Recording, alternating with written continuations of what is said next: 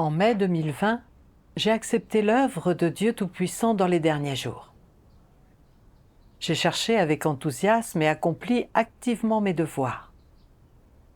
Au bout de 10 mois, j'ai été choisie comme dirigeante d'église. À cette époque, j'étais sous pression. J'estimais que ma compréhension de la vérité était superficielle et j'avais donc peur de ne pas être à la hauteur de ce devoir. Alors j'ai prié Dieu. Plus tard, j'ai repensé à un passage de la parole de Dieu.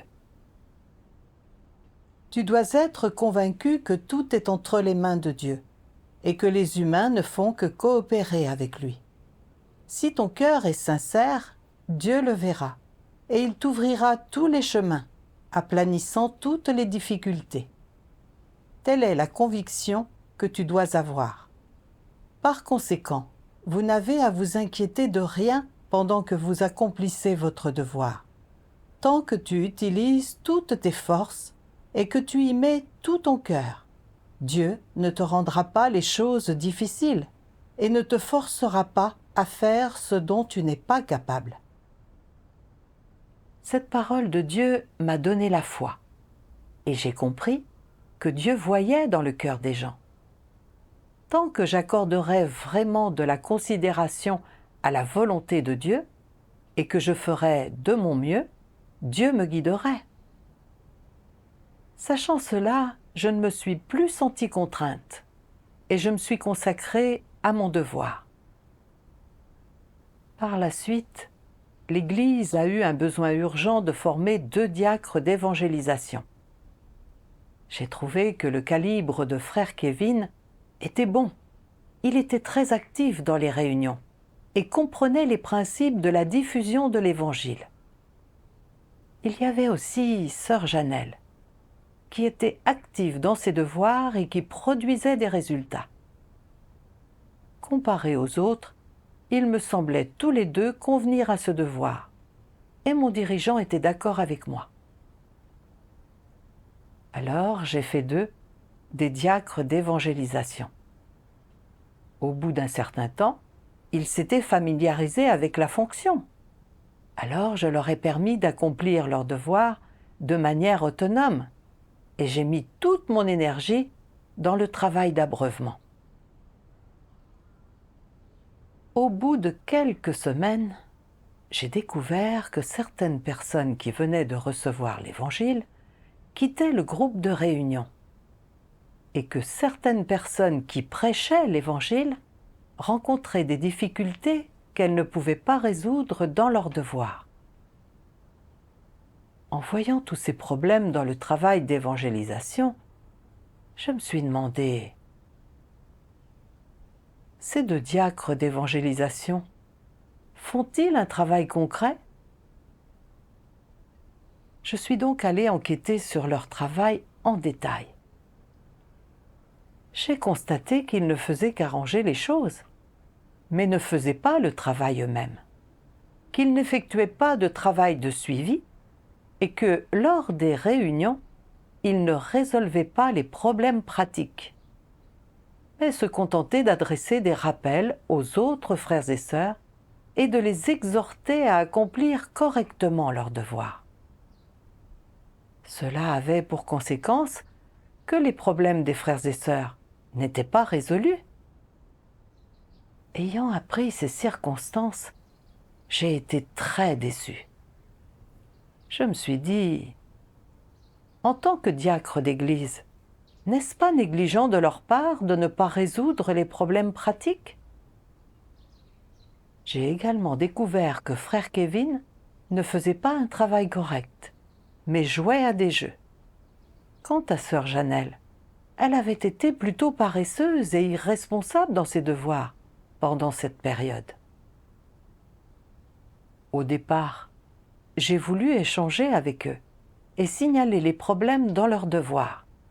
Mais, parce que nous nous étions toujours très bien entendus, j'ai eu peur que cela ne gâche notre relation.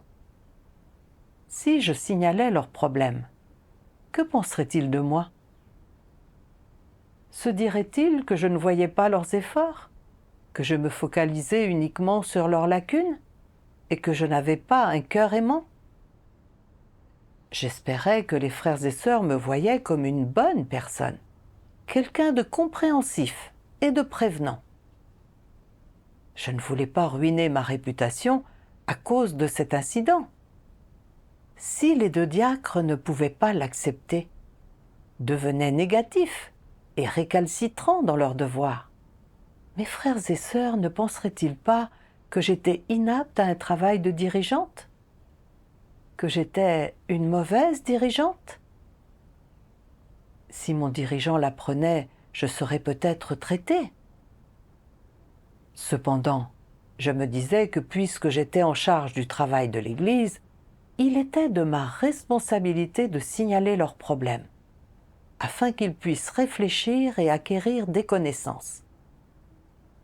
J'étais partagée, mais à la fin, je n'ai tout de même pas pu le dire.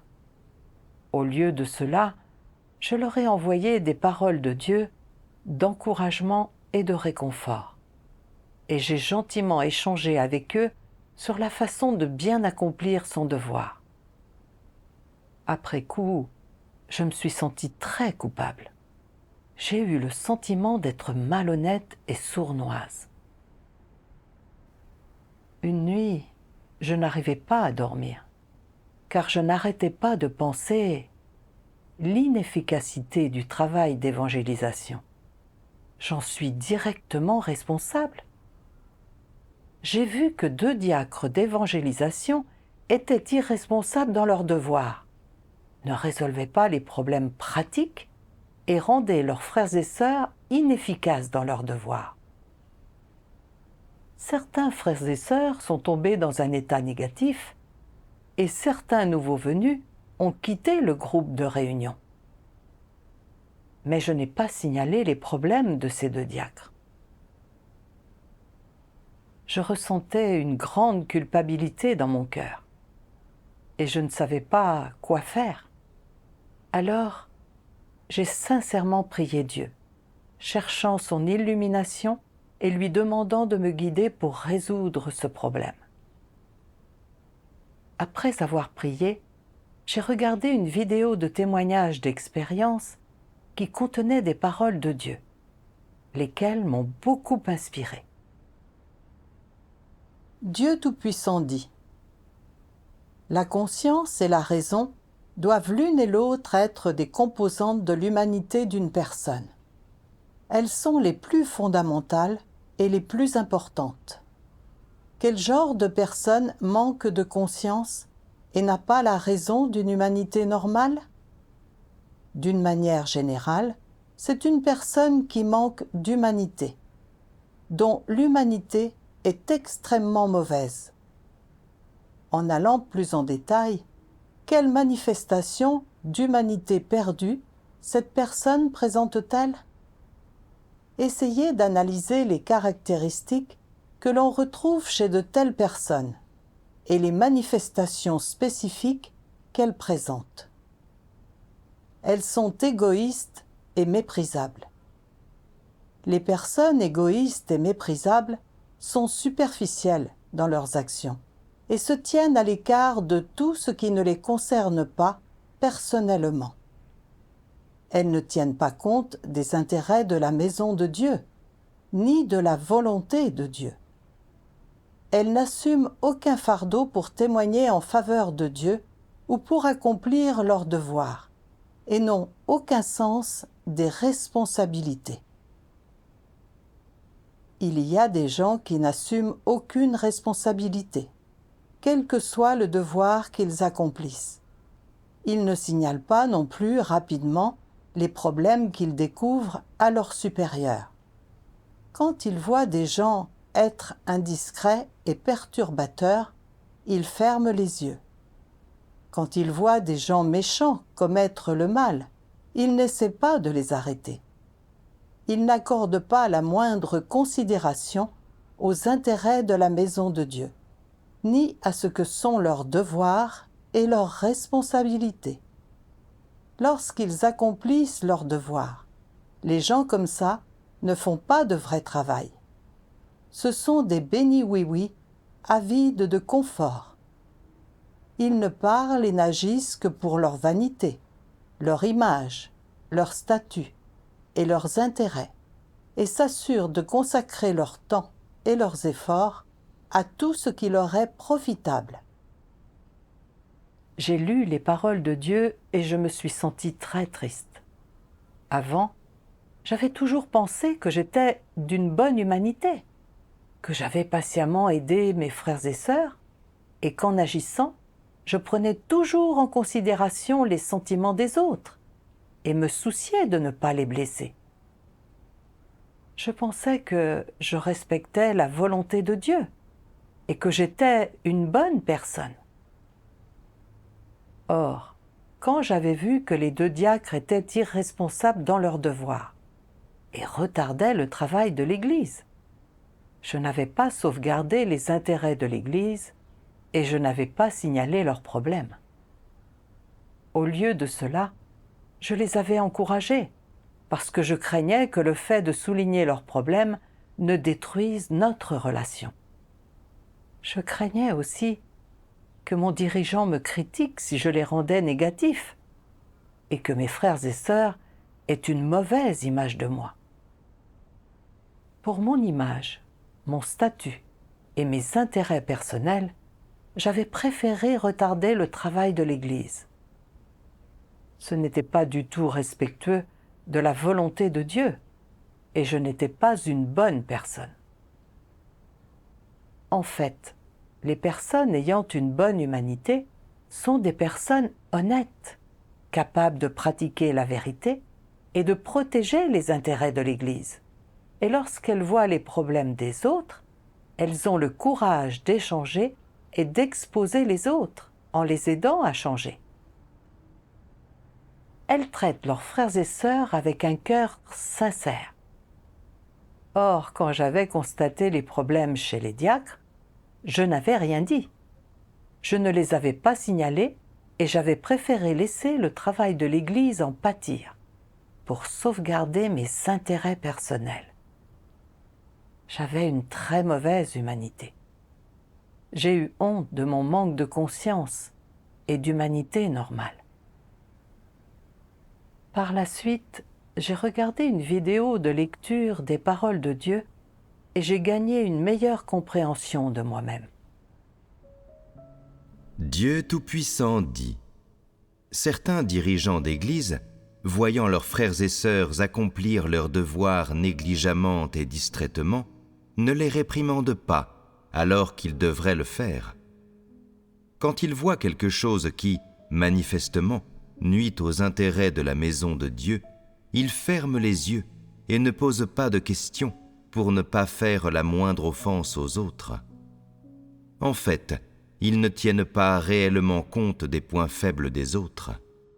Au lieu de cela, leur intention est de gagner les gens, ce dont ils sont pleinement conscients. Si je continue comme ça et ne fais offense à personne, on pensera que je suis un bon dirigeant. On aura une haute opinion de moi. Je serai reconnu et apprécié. Quels que soient les torts causés aux intérêts de la maison de Dieu et la gêne que les élus de Dieu subiront dans leur entrée dans la vie ou les perturbations de leur vie d'église, ces dirigeants persévèrent dans leur philosophie satanique et s'abstiennent de faire offense à quiconque.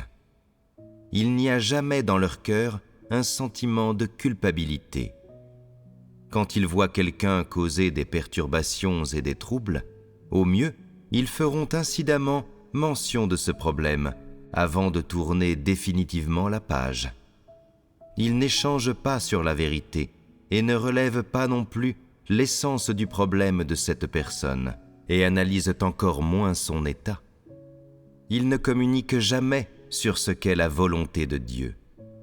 Les faux dirigeants n'exposent et ne dissèquent jamais le genre d'erreurs que les gens commettent souvent, ni les tempéraments corrompus que les gens révèlent souvent. Ils ne résolvent aucun problème réel, mais tolèrent toujours l'inconduite et les manifestations de corruption des gens, et restent indifférents quelle que soit la négativité et la faiblesse des gens, prêchant simplement quelques mots de doctrine, faisant quelques exhortations superficielles, essayant d'éviter les conflits.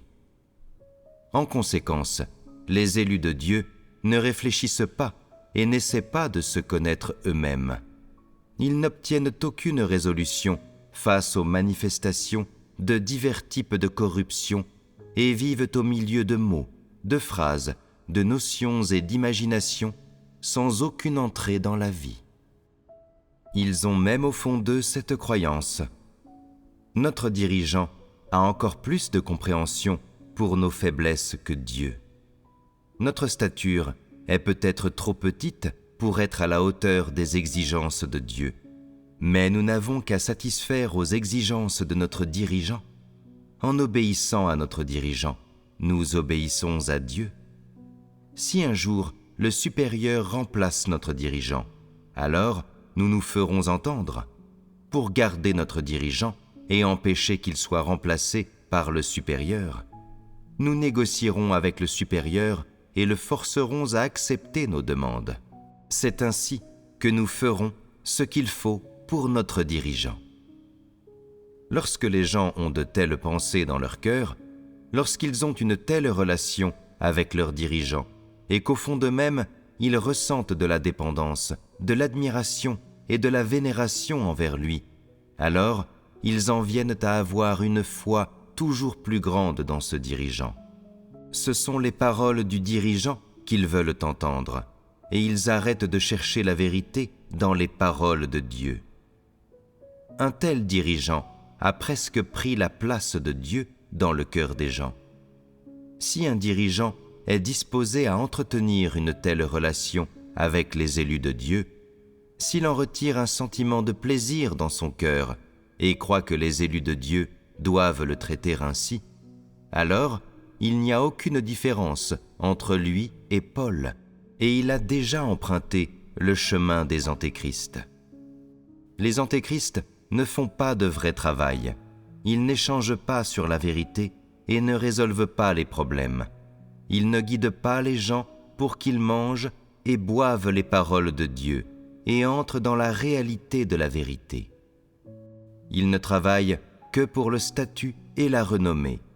Ils ne se soucient que de s'établir, de protéger la place qu'ils occupent dans le cœur des gens et de se faire adorer, vénérer et suivre par tous. Tels sont les objectifs qu'ils veulent atteindre. C'est ainsi que les antéchrists essaient de gagner les gens et de contrôler les élus de Dieu. Une telle façon de travailler n'est-elle pas mauvaise? Elle est odieuse. Ayant lu ce passage des paroles de Dieu, j'ai ressenti une profonde gêne, car elles avaient précisément révélé mon état. J'avais clairement compris que les deux diacres n'accomplissaient pas de travail réel et que c'était un grave problème. J'aurais dû échanger en me servant des paroles de Dieu qui jugent et révèlent les tempéraments corrompus des gens, afin qu'ils puissent rapidement connaître leurs problèmes et changer leurs attitudes envers leurs devoirs, évitant ainsi de perpétuer des retards dans le travail de l'Église. Mais afin de leur donner une bonne image de moi, et pour qu'ils disent que j'étais une bonne dirigeante, je n'avais pas exposé l'essence de leurs problèmes.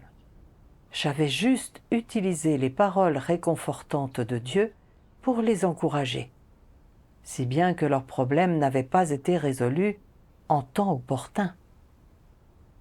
Cela avait affecté le travail de l'Église et avait même eu pour conséquence que certains de ceux qui venaient juste de recevoir l'Évangile avaient quitté le groupe de réunion. Je me suis rendu compte que j'en étais la principale cause. Le devoir d'un dirigeant est de superviser et de suivre le travail des diacres de l'Église et des chefs de groupe, et de résoudre les problèmes à temps. Nous devons connaître la situation de nos frères et sœurs, et lorsque nous découvrons que quelqu'un dans son devoir, fait des choses qui violent les principes ou affectent le travail de l'Église, nous devons, avec amour, échanger et l'aider. Si nos échanges répétés ne suffisent pas à changer les choses, nous devons l'émonder, le traiter ou le congédier. C'est le seul moyen de protéger le travail de l'Église.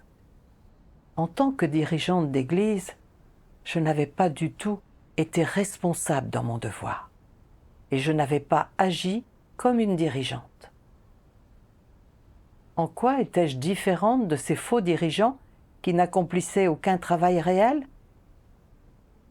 J'étais honteuse et triste. Si j'avais échangé et exposé leurs problèmes, je n'aurais pas causé ces pertes au travail de l'Église. Nos problèmes actuels étaient survenus à cause de ma négligence. Je n'aidais pas mes frères et sœurs à comprendre la vérité, et je ne pouvais pas les amener devant Dieu.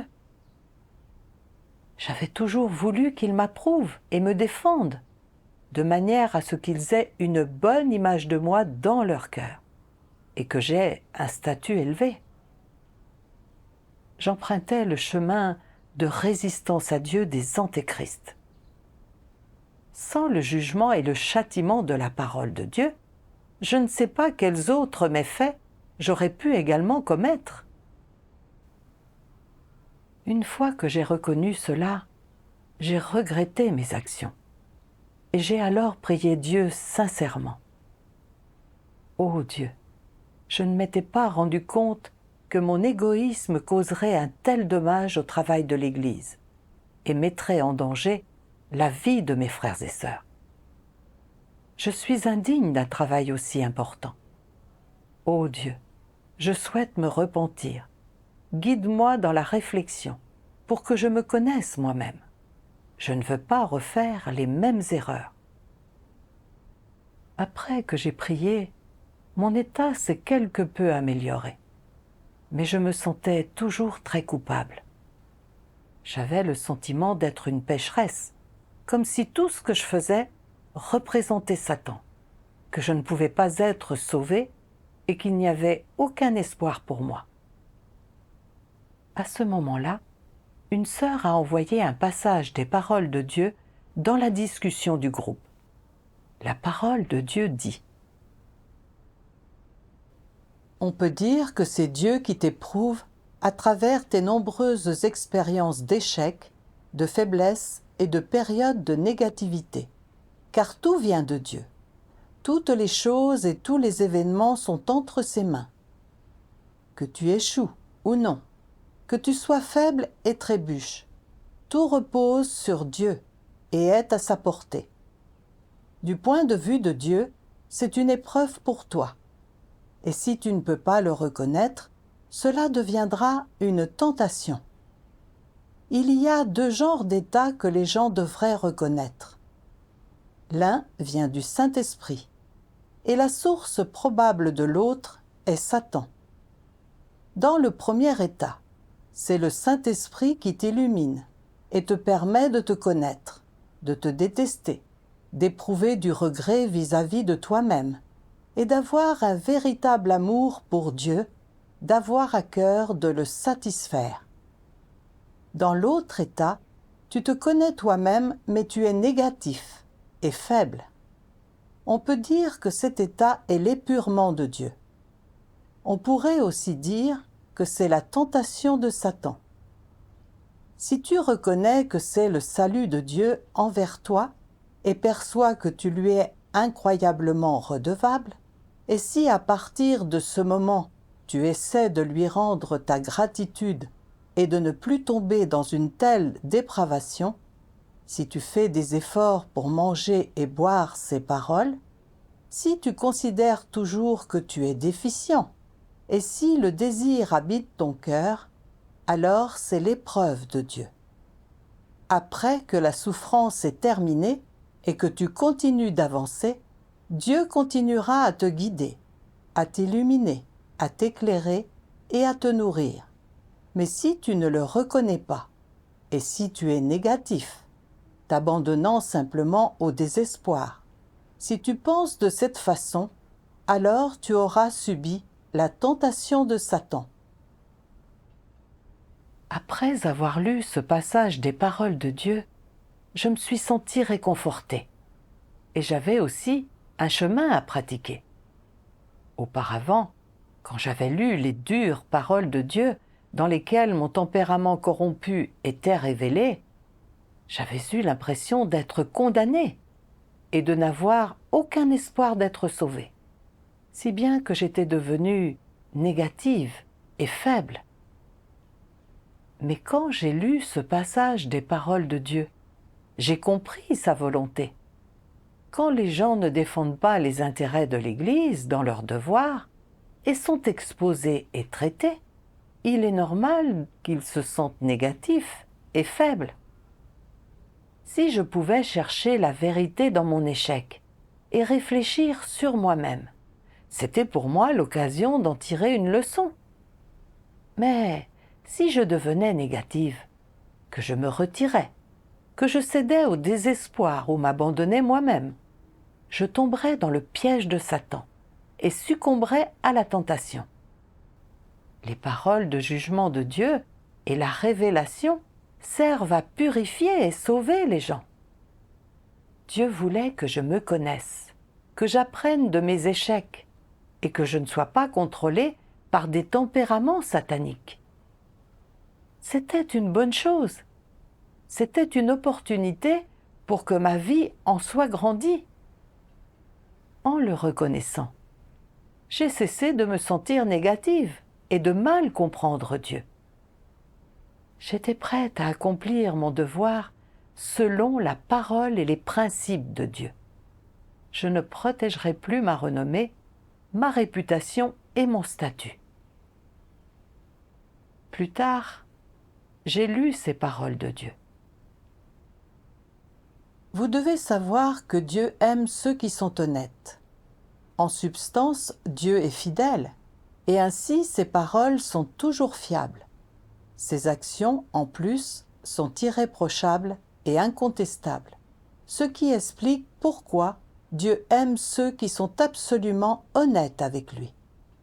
L'honnêteté signifie donner son cœur à Dieu, être sincère avec Dieu en toutes choses, être ouvert avec lui en toutes choses, ne jamais cacher les faits, ne pas essayer de tromper les supérieurs ni les inférieurs à soi, et ne pas faire des choses simplement pour s'attirer la faveur de Dieu.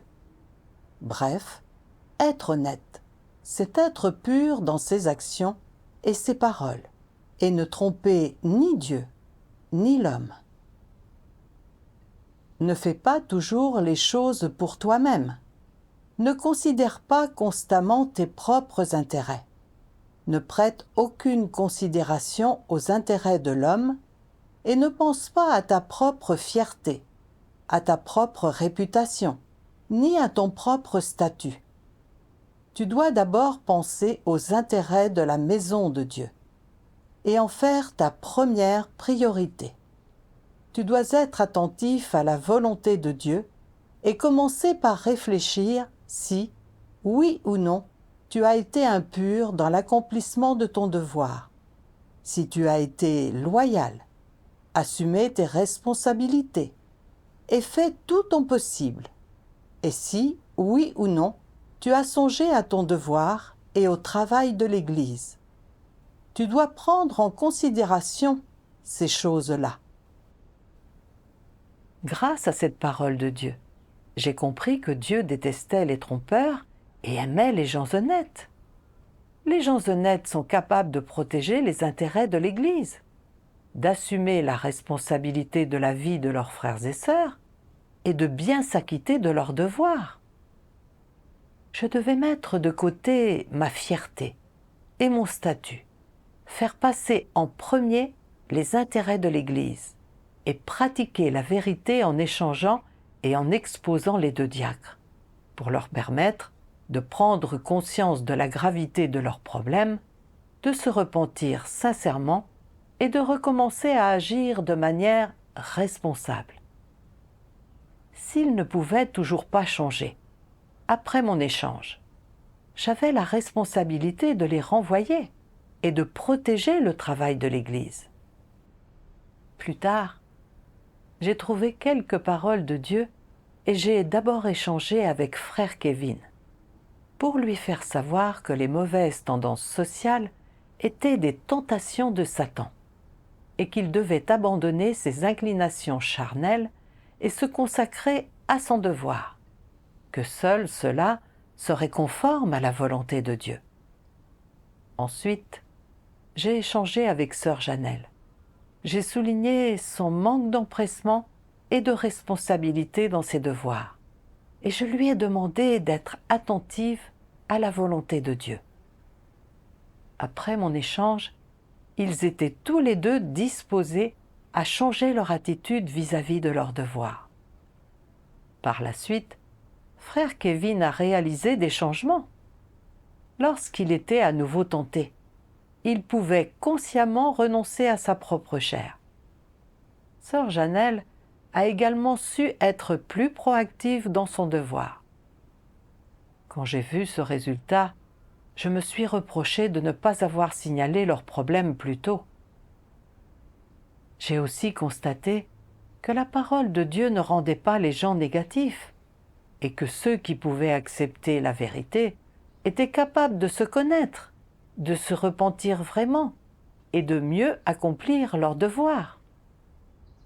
Je suis très heureuse d'avoir vécu cette expérience. L'éclairage et la direction des paroles de Dieu m'ont donné une certaine compréhension sur ma propre corruption. J'ai aussi constaté que les paroles exprimées par Dieu Tout-Puissant étaient la vérité et qu'elles pouvaient vraiment changer et sauver les gens. Grâce soit rendue à Dieu Tout-Puissant.